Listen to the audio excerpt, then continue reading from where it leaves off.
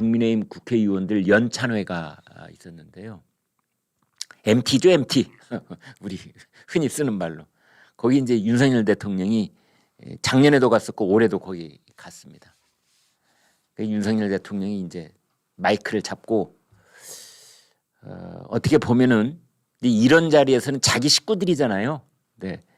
대통령과 집권 여당 국회의원들 다 이 저고리 벗고 하얀 와이셔츠 차림에 대통령은 저고리를 입었더군요. 근데 이제 국회의원들은 대개 다 이 저고리 이 와이셔츠 차림으로 이렇게 편하게들 앉아 있는 이제 그 식구들끼리 만나는 자리니까 물론 미리 생각한 그 연설 원고는 있었겠지만 상당 부분은 또 애드리브 즉흥적인 그런 연설도 포함이 됐을 거라고 보여서 오히려 지금 보시는 저 사진에서 보시는 저기에서 대통령이 진짜 솔직한 속마음을 우리가 많이 들여다볼 수 있는 이제 그런 얘기를 했는데요. 지금 저 주먹을 이렇게 쥔 건 화이팅 국민의힘 잘하자 이 장면이고요. 거의 끝날 무렵에 저렇게 한 거고 무슨 얘기를 했느냐. 지난 대선 때 힘을 합쳐서 국정 운영권을 가져오지 않았더라면 이 나라가 어떻게 됐겠나 하는 정말 아찔한 생각이 든다. 아찔한 생각이 든다.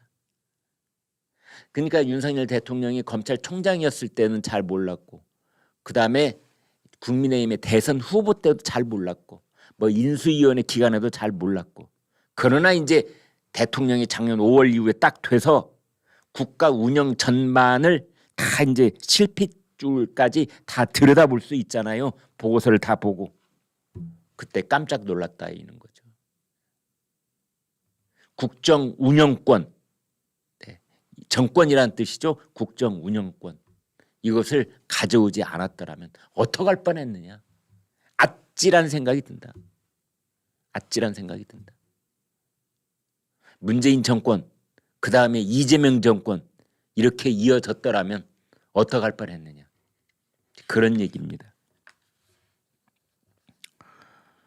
국가를 기업의 회사에 이제 비유하기도 했는데 기업도 망하기 전에 보면 아주 껍데기는 화려하다. 그런데 아니 아주 형편이 없다.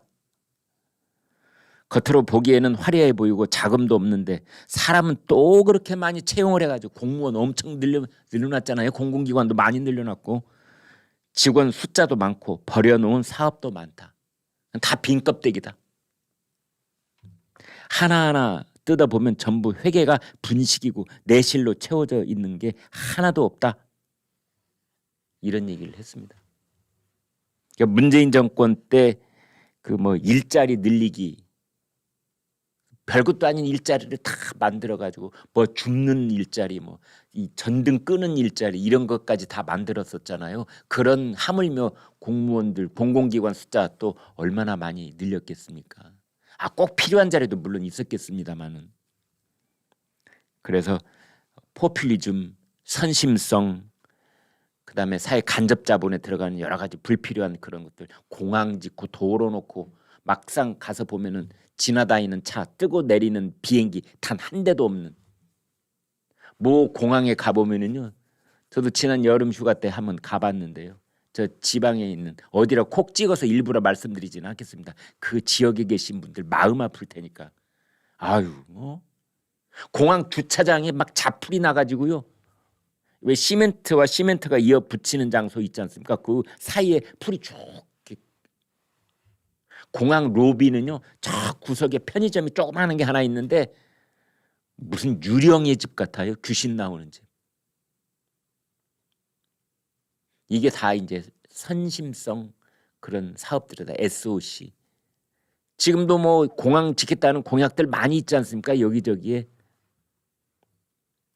이제 그런 얘기를 한 겁니다. 회계가 분식이랍니다. 회계 분식. 범법 행위입니다. 회계 분식. 일반 회사 회계 분식했다가는 다 쇠고랑 차야 되는 것이 회계 분식입니다. 그런데 문재인 정권은 나라의 살림을 전부 다 분식을 해놨다. 이거 누가 책임지는 겁니까? 누가? 예수님이 그러셨죠. 화 있을진저 외식하는 자들아. 외식, 히포크라시, 바깥 외 꾸밀식, 밖에 나가서 레스토랑에서 밥 사 먹는다는 뜻이 아니고요. 겉을 꾸미는 자들, 외식하는 자들, 화 있을진저.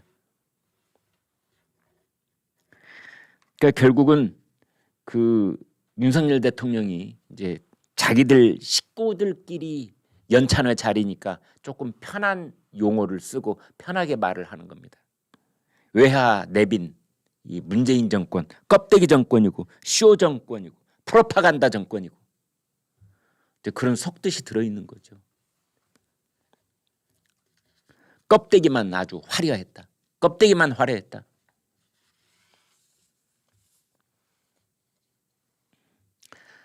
이게 표를 얻기 위해 막 버려놓은 건지 그야말로 나라가 거덜나기 일보 직전이었다. 글쎄요. 대통령이 쓴 표현치고는 좀 과한가요? 거덜났다 이런 말?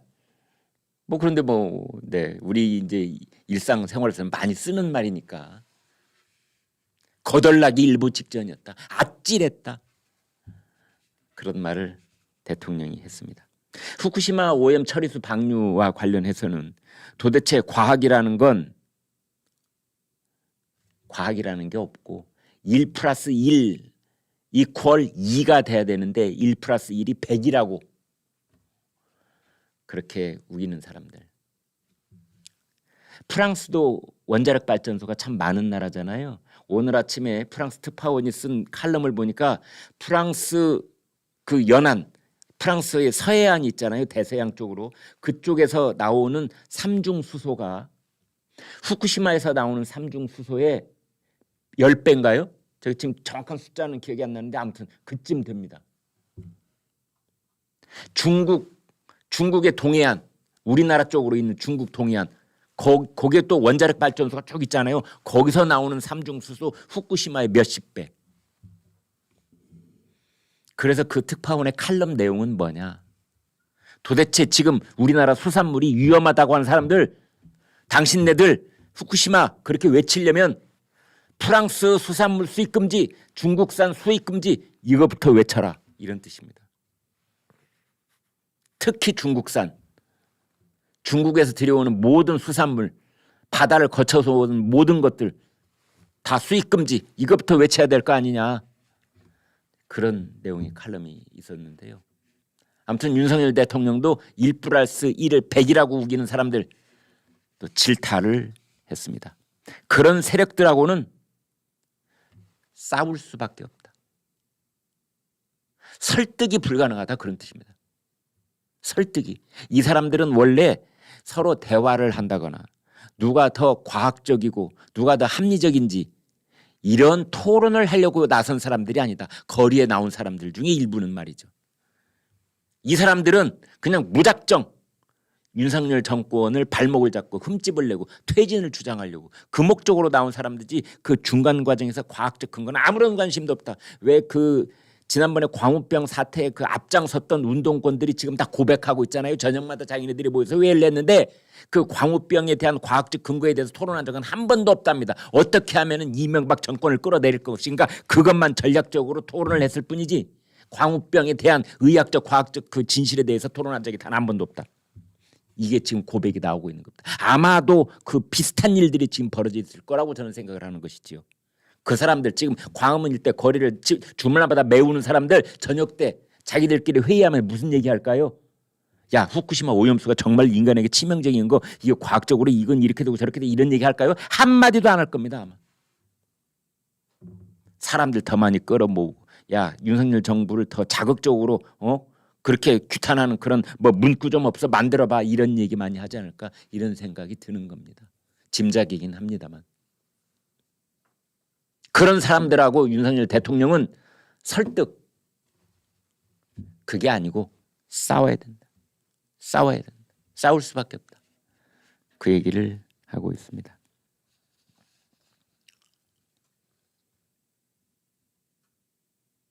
협치하는데 새가 날아가는 방향은 딱 정해져 있어야지 날아가는 방향에 대해 엉뚱한 생각을 하고 우리는 앞으로 가려고 하는데 뒤로 가겠다고 하면 그건 안 된다.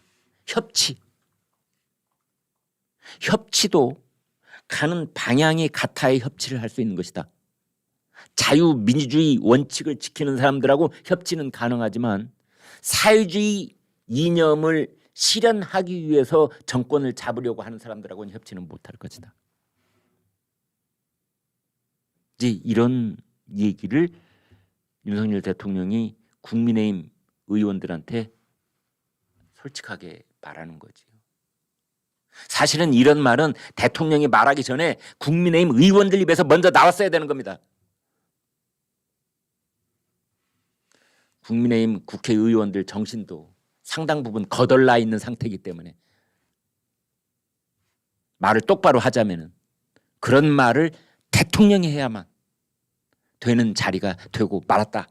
이런 지적도 가능한 것입니다.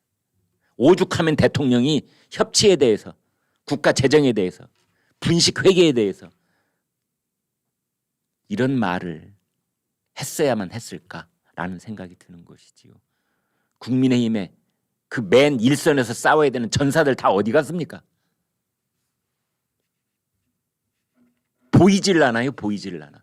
국민의힘에서는 전부 다 내년 선거만 앞두고 자기 지역구에 내려가 있나요 지금? 새가 날아갈 때 오른쪽 날개도 있고 왼쪽 날개도 있고 함께 날아가자. 그래, 나는 오른쪽 날개, 너는 왼쪽 날개 가자. 그런데 방향은 맞아야지. 방향은. 이 새가 자꾸 뒤로 가려고 그러면 어떻게 같이 날갯짓을 하겠는가, 이런 뜻입니다. 가짜 사회주의자들, 얼치기 좌파들, 사꾸라 인권주의자들. 사꾸라 인권주의자라는 말은 제가 쓰는 말이 아니고요. 장기표 선생이 한 말입니다. 문재인 대통령한테 그랬잖아요. 사꾸라 운동권. 그래서 문재인 전 대통령은 사꾸라이기 때문에 진짜 배기들을 무서워한다. 그래서 그 진짜 배기들한테 욕먹을까 봐 여러 가지 쇼를 하는 것이다 라는 게 장기표 선생의 분석이었거든요. 같은 맥락인 겁니다. 윤석열 대통령도 역시 그런 얘기를 하고 있는데요. 국가 정체성이라는 말을 했습니다. 대한민국의 국가 정체성, 우리 헌법에 명시되어 있는 우리나라 국가 정체성, 자유민주주의, 민주공화국.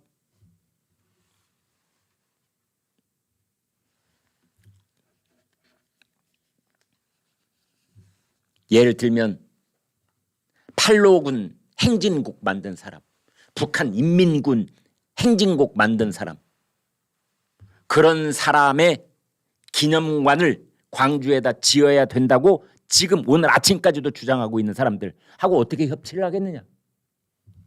김기현 대표도 이제 내년 총선과 관련된 이야기를 했습니다. 수도권 위기론, 매우 건강한 논쟁이다. 어려운 지역이다. 심혈을 기울여서 수도권 민심이 다가오게 해야 된다. 그래서 인재 영입에 적극적으로 나서겠다. 계파를 초월하겠다. 개인적인 호불호는 상관없다. 총선에서 승리할 좋은 인재라면 삼고초려 아니가라 10고초려라도 하겠다. 이런 얘기를 했습니다. 인재 영입 아주 중요하죠. 네. 그 수도권 국회의원이요 121명입니다. 그러니까 전체 국회 그 지역구가 253개 중에 121개니까 딱 절반입니다, 여러분. 절반이 수도권에 있습니다. 서울이 49, 경기도가 59, 인천이 13, 합해서 121. 수도권 이기는 당이 1당이 되는 겁니다. 승리한 당이 되는 겁니다, 사실상. 그러니까 전라도하고 경상도는 어느 정도 이렇게 이제 그 짜여져 있다고 보고 승패는 어디서 판가름이 나느냐. 서울, 인천, 경기도 59, 서울 49, 인천 13. 인재 영입.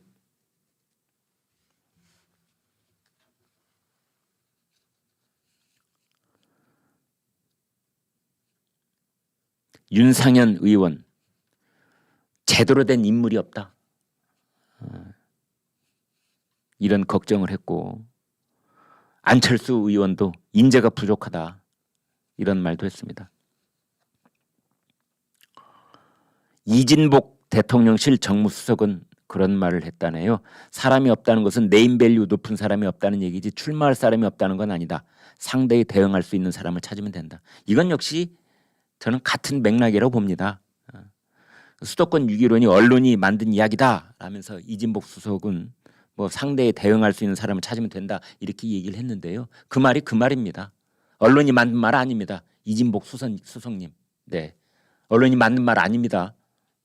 수도권 위기론 오랫동안 있었던 얘기입니다. 선거 때만 되면은 왜냐하면 문제의 핵심이 여기 있기 때문에 자연스럽게 나오는 말입니다. 언론이 왜 이걸 꾸며내겠습니까? 이진복 수석님. 사태를 정확하게 보고 있어야 된다라는 생각이 들어서 드리는 말씀인데요. 상대를 이길 수 있는 사람. 그 말이 그 말이에요. 그게 곧 인재입니다. 뛰어난 인물, 인재. 뭔 뜻이겠어요? IQ가 높은 사람이겠어요? 돈이 많은 사람이겠어요? 그 지역에서 유명한 사람이겠어요? 아닙니다. 상대를 더불어민주당 후보를 이길 수 있는 사람, 그게 곧 인재인 겁니다. 그게 바로 십고초려를 해서 모셔오고 싶다는 사람이 바로 그 사람들이거든요. 근데 마치 이진복 수석은 다른 이야기를 하는 것처럼 이야기를 했는데 결국은 같은 이야기다 이런 생각이 들고요. 결국은 이제 여러분 지금 이런 이야기 결국은 실명을 거론하지 않을 수가 없는데요. 여러분 보시기에 내년 총선을 이끌 수 있는 주장 선수 누구라고 보십니까? 물론 대통령이죠. 제일 중요한 대통령은 감독 겸 주장 선수 겸 응원 단장 겸 뭐 이런 거 다 그다음에 구단주 겸 뭐 이런 거 다 겸할 수밖에 없는 것이 총선을 치러내는 집권 여당의 대통령입니다. 자, 그래서 대통령은 거기 상수 디폴트 값으로 딱 놔두고 그 다음에 필드에서 직접 뛰는 주장 선수 누구 떠오르십니까? 한동훈 법무장관. 그렇죠. 원희룡 국토부 장관. 동작을에 지금 출마 열심히 터닫고 있는 나경원. 동작을에서 2번 국회의원 했고 1번은 떨어졌습니다. 이수진 판사 출신 있잖아요. 이제 2번에는 이수진 거꾸로 틀리고 다시 동작을 찾아오겠다. 지금 나경원 4선인데 1번은 비례, 1번은 서울 중구, 그다음에 2번을 동작을에서 1번 떨어지고. 그래서 한동훈이 나간다면 어디로 나가야 될 것 같습니까? 여러분 보시기에. 서울, 강남, 서초, 이른바 한강벨트 어디입니까? 마용성, 마포, 용산, 성동, 강북으로 치면은 이제 마용성이라고 하거든요. 마포, 용산, 성동 그 중에 하나? 아니면 서울 종로? 원희룡 나가면 어디로 나가야 될까요? 누구는 고양시에 한번 나가라고 그러더군요. 경기도 고양시에 가서 심상정 정의당 후보하고 한번 붙어봐라.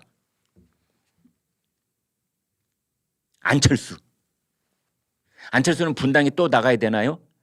아니면 서울 강북 지역으로 다시 이제 올마와서 한번 출마하나요? 떠올릴 수 있는 사람들이 이제 그런 사람들이다. 한동훈, 원희룡, 나경원, 안철수 또 누가 있습니까? 지금까지 부각되지 않았던 전혀 새로운 인물. 그래서 수도권의 총선을 지휘할 수 있는 사람. 실제로 축구화를 신고 필드에서 자기도 뛰면서 다른 선수들을 챙기고 응원하고 지원 유세도 하고. 그럴 사람이 누구냐? 이 문제도 지금 가장 중요한 요건 중에 하나가 되어 있습니다. 조강특위라고 하죠. 조직강화특별위원회. 여기서 하는 일이 각 지역구별로 가장 적임자 이 총선 후보를 이제 가려내고 거기에 앉히고 뭐 이런 일을 하는 그런 작업인데요. 그 작업이 지금 한창 진행 중에 있거든요. 그러면서 인재 영입 얘기를 하고 있는 것이지요.